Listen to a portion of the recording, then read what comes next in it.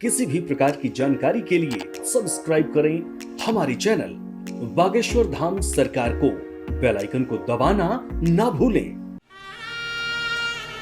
तो साधु जी को अर्थहा पुत्रेण जातेन यो ना विद्वान न धार्मिकः यो ना विद्वान न धार्मिकः। और जो पुत्र सत्कर्म में लगवे वो सुने। आपके अंदर जिज्ञासा सिद्धि प्रसिद्धि की ना हो।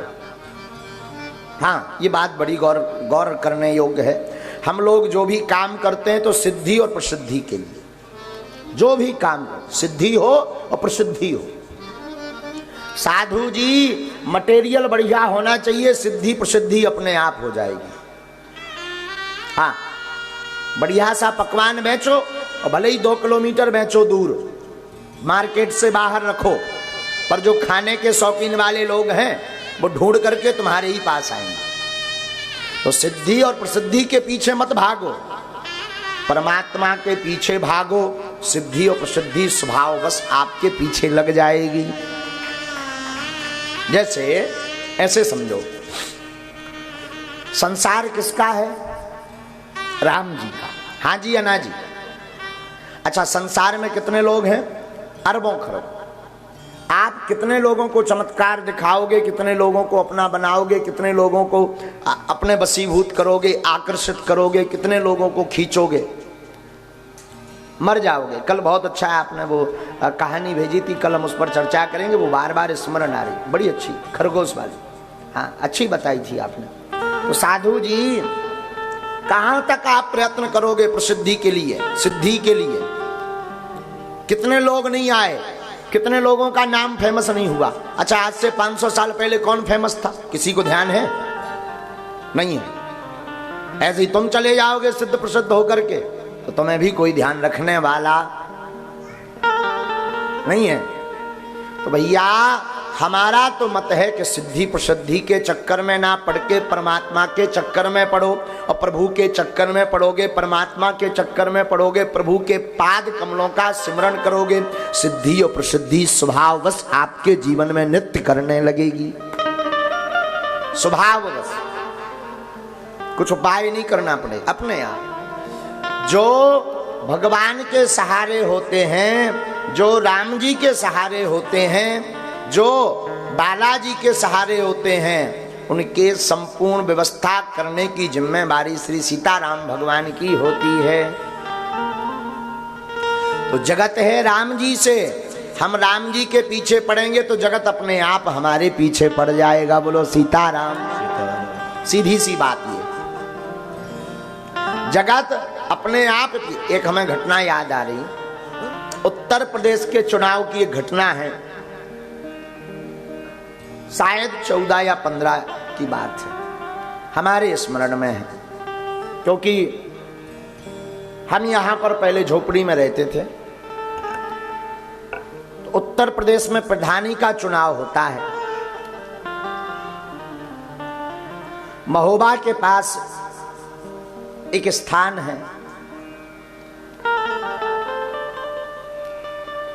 उस स्थान की ये चर्चा है।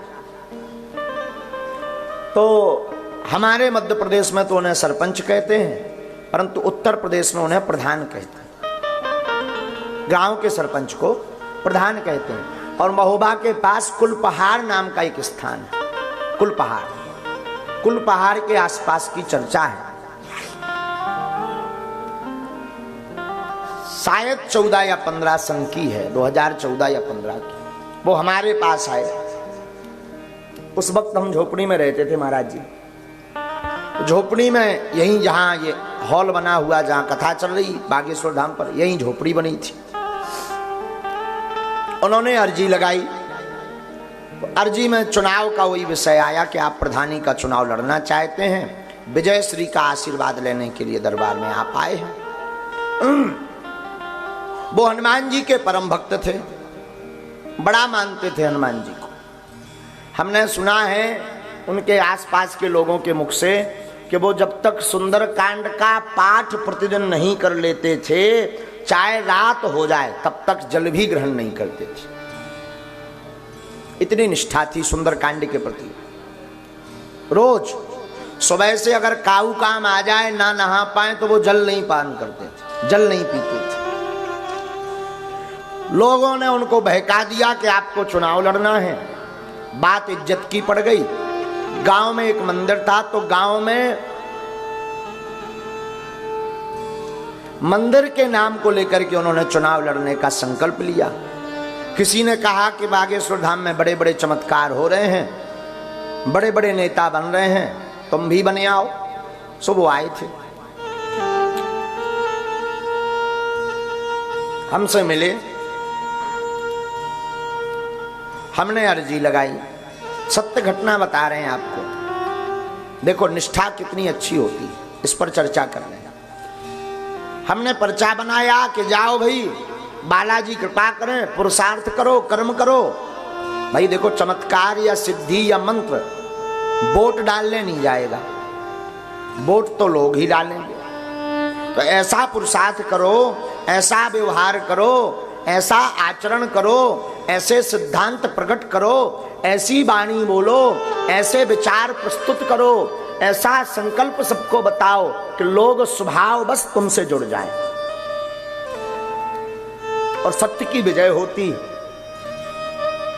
जो संकल्प छल पूर्वक लिया जाता केवल चुनावी माहौल बनाने के लिए, कूटनीति से झूठ का प्रयोजन करके, झूठ का सहाय करके, झूठ को बोलकर कि केवल अभी बोलना है, एक बार सरपंच तो बन जाए फिर देखा जाएगा, वो कभी सिद्ध नहीं होता। सरपंच जी तुम्हारे लिए बात है। हाँ, और जो निष्ठावान रूप से सत्य संकल्प दृढ़ कर लेता है, उसकी सहायता साक्षात हनुमान जी आकर के करते हैं। तो वो तो बड़े सरल आदमी थे। गए गांव, चुनाव का माहौल, और उत्तर प्रदेश का प्रधान का चुनाव भी बड़ा हाई फाई होता है, बड़ा पैसा खर्च होता। ये तो ठहरे पुजारी, इन पे कहां से रुपया पैसा। तो ये 2-4 दिन में हमारे पास आ जाए कि महाराज जी पैसा टका तो है नहीं है, दाम कछु नहीं है। हमने कहा काम का है? बोले काम नहीं है, केवल सीताराम है। हमने कहा अब तो होगा चुनाव, आज को चुनाव बिना दामन के नहीं होता। बोले महाराज जी अब जो तो आप ही जानो। पहली बार किसी राजनेता को देख करके हमारे भी हृदय में आया कि इसको बनना चाहिए, वरना हम राजनेताओं पे ज्यादा विश्वास नहीं रखते। हाँ, सच बात बोल रहे हैं, क्योंकि जो समाज में होता है इनके 17 खसम होते हैं। कभी हनुमान जी, तो कभी शंकर जी, तो कभी शंकर जी, तो कभी जो है राम जी, तो कभी कन्हैया जी, तो कभी देवी जी को, तो कभी दुर्गा जी, कभी जो है टोपी वाले बाबा को पांव पकड़े मिल जाए, कभी मुगदर वाले बाबा के पांव पकड़े मिल जाए। हाँ, लेकिन उनको देख करके हमें पहली बार लगा कि इनको चुनाव जीतना चाहिए, और हे बालाजी इन पर ऐसी दया कर देना। और हमने उनके लिए आज तक किसी के लिए जप नहीं किया, लेकिन उनके लिए पहली बार हमने अपने जीवन काल में संकल्प लेकर के 1.25 लाख राम नाम जप किया उनके लिए। अब उनके मुख से सुनिए, चुनाव हुआ, बात आई गई हो गई, हम तो चुनाव में गए नहीं, हमें क्या लेना देना, हमारी तो कोई चुनाव से लेना देना नहीं, राजनीति से राम जी को ज्यादा मतलब नहीं है। अपने राम तो सीधे साधे आदमी, ब्राह्मण सनातन का काम करते हैं। भाई धर्म से राजनीति चलती है, राजनीति से तो धर्म चलता नहीं, इस सिद्धांत के आदमी। संकल्प हो गया, आशीर्वाद हो गया, बात आई गई हो गई, हमें तो ध्यान नहीं रहा, और सेवा में बिद गए तो विस्मरण भी हो गया। लेकिन एक दिन 4-5, उस समय में मार्शलें गाड़ियों की ज्यादा बोलचाला था, मार्शल कार चलती थी, मार्शल, हाँ जीप मार्शल व्हाइट कलर। तो 4-5 मार्शलें एक दिन शनिवार के दिन यहाँ पर आई। हमने सोचा कि कोई बड़े जगत भगत जत्था आया हुआ है, अर्जी लगाने आया, लो अब राम जी दिन भर की लाने फंस गए, अब माला नहीं हो पाऊंगा। मार्शलें रुकी, फूल माला ले, 2 ठैया बाजे बारे वही में बैठे थे, वे बढ़िया उतर तनु ढप ढप करने लगे। अब हमें और टेंशन हो गई, झोपड़ी में बैठे बैठे हम अनुमान लगाएं, लगता है काऊ को ब्याह होगा, उसमें हाथे लगा दिया जाए। हाँ, अपना अनुमान है भाई। बाजे बज रहे तो बाजे तो 2 ही 3 चीजन में बजत, या तो विजय में या ब्याह में। ब्याह भी एक रण है। हाँ, एक दिन हम बाजन से भी बात करत रहे।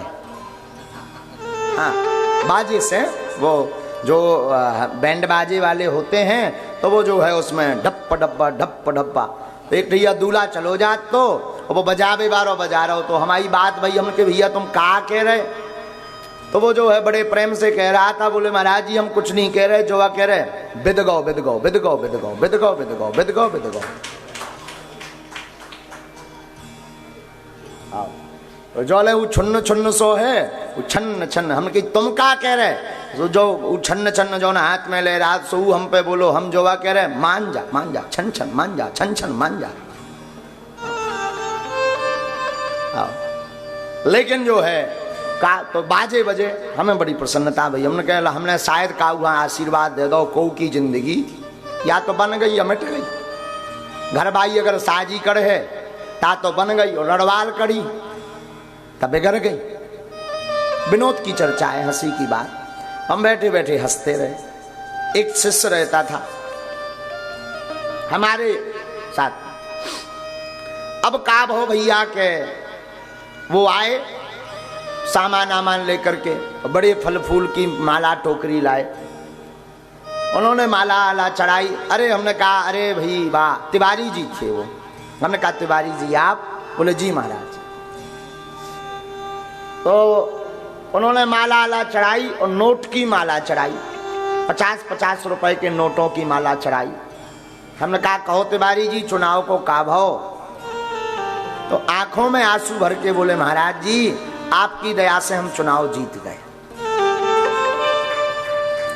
बात यहीं विराम नहीं हुई। हमने पूछा कैसे? और वो बार बार रोवे और बार बार दंडवत करवे और बार बार ऐसे हाथ उठा उठा करके कपें और जय जयकार करवे। तब किसी ने हमें बताया कि महाराज जी इनके चुनाव में तो विचित्र घटना घटी। इनके चुनाव में ना जाने 100-150 बंदर कहां से आए, उन्होंने इनके चुनाव के पर्चा गांव भर में जाकर के बांटे। हाँ, कहां से बंदर आए किसी को पता नहीं। और बंदर जब तक चुनाव हो नहीं गए तब तक गांव में बने रहे। और पूरे गांव में 8-10 जनन हाँ बंदरन में काटो भी है।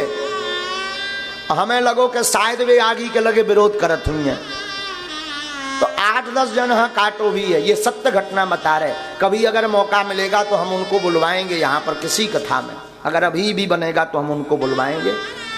तो सत्य घटना हम आपको बता रहे। उन्होंने फिर अपने मुख से बताई महाराज कि ना जाने वो बंदर कहाँ से आए, कहाँ गए, का खाते कहाँ राते, पर जब लोग चुनाव नहीं होगा तब लोग पूरे गांव में भी जो है ब्लैक कमांडो जैसी लगे रहे। हाँ। ये सत्य घटना हम आपको बता रहे भैया। ये सत्य घटना तो अभी की है। सन 1600 ईस्वी की रामचरितमानस लिखने वाले प्रातः स्मरणीय पूज्यपाद गोस्वामी तुलसीदास जी के साथ भी हनुमान जी ने यही लीला की। अकबर के दरबार में तुलसीदास जी को बुलाया गया। भाई इधर आओ, हमने सुना तुम बड़े चमत्कारी हो, मुर्दा को भी जीवित कर देते हो, कोई चमत्कार दिखाओ। तुलसीदास जी तो साधारण आदमी, बोले हम तो सीता राम नाम जाप जानते हैं, राम जी के अलावा हम कुछ नहीं जानते। अकबर नाराज हो गया। झूठ बोलते हो, पाखंड फैलाते हो, जाओ इन्हें जेल में डाल दो।